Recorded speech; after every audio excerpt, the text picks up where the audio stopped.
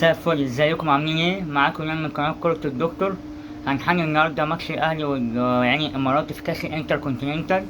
ألف مبروك لكل الجماهير الأهلاوية، الأداء والنتيجة ومكسب البطولة. بطولة أول مرة تخش خزينة النادي الأهلي. بطولة الثلاث قارات، وهي عبارة عن أوقيانوسيا وآسيا وأفريقيا.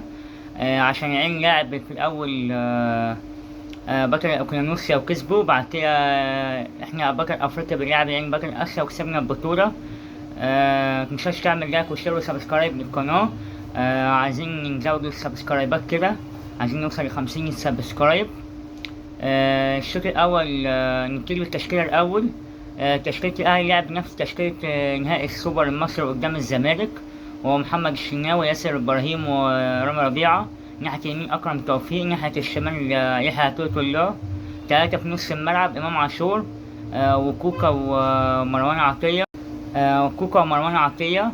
مع إمام عاشور تالت في نص الملعب. في خط الهجوم حسين الشحات وطاهر محمد طاهر عشان يقدم مستويات حلوة جدا في كأس السوبر المصري. وقدامه أسامة أبو علي كينج الملك، أحسن مهاجم في مصر دلوقتي، أحسن تسعة في مصر حقيقي. نبتدي في الشوط الأول. مارسيل كولر فاجئ هيرنان كريسبو بالضغط العالي والانتشار الكويس، وكل مان معاه كل مان معاه مان. وابتدينا صناعة الفرص. في أول كورة بتاعت حسين الشحات، كورة كويسة جدا وهجمة كانت منظمة من خلف للأمام. احنا عرفنا نبدأ بيلد اب كويس، كانش موجود الكلام ده من الكوشة اللي فاتت، او معنى اصح ماتش الزمالك شوية. ما كانش موجود في ماتش سيراميكا جدا. حسين الشحات ضيع الكورة ما تضيعش. بعد كده امام عاشور كان ممكن الكورة اللي شاطها دي كان ممكن يجيبها يعملها بالعرض، يعني اسامة ولا اي حد كان ممكن يجيبها جون. في نص الشوط الاول بسبب الضغط العالي وبسبب ذكاء احمد نبيل كوكا في الضغط وحسين الشحات ضغطوا على لعيبة العين، فمدافع العين لاعب نص ملعب العين كان حابب يرجعها للحارس.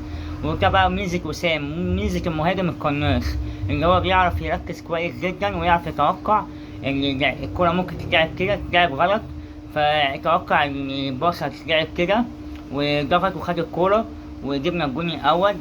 كلل بيه نجاحنا في الشوط الأول كله.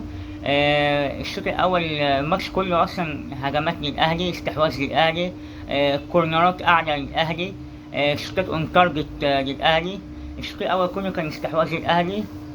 ما ضيع يعني الإمارات ما ضيعش غير كرة واحدة بس، اللي هي في نص الشوط، اللي هي في آخر الشوط الأول. نزلنا الشوط التاني بنفس الضغط ونفس الهجوم.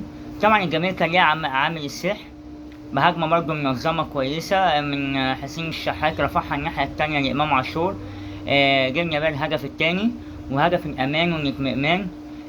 إمام عاشور برضه يعني مزاجنجي، يعني ماتش يبقى حلو أو نص الماتش يبقى حلو ونص الماتش يبقى وحش. قبل الجول اللي جابه ده أصلا جاتله كورة كان لازم يعني يشوطها كويس بإتقان شوية، عشان كان الكورة دي هنخلص بيها الماتش.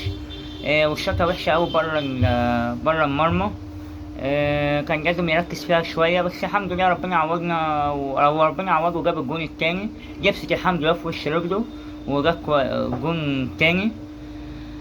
طبعا بسبب الضغط العالي ده وبسبب ان الاهلي متقدم 2-0، طبعا العين ما كانش فيه حاجة يبكي عليها، فابتدى بقى يهاجم وفتح خطوطه. الاهلي ضيع برضه فرص. بعد كده عمر كمال عبد الواحد نزل مكان حسين الشحات في الباك الشمال، يعني مش الجناح الشمال. بهجمة مرتدة وسام اداها لعمر كمال عبد الواحد.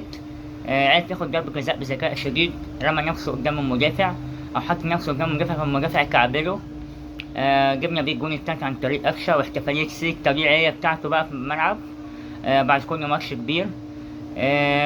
بعد كده بقى هجمات وفرص ملهاش لازمة من عين ما أثمرتش على حاجة.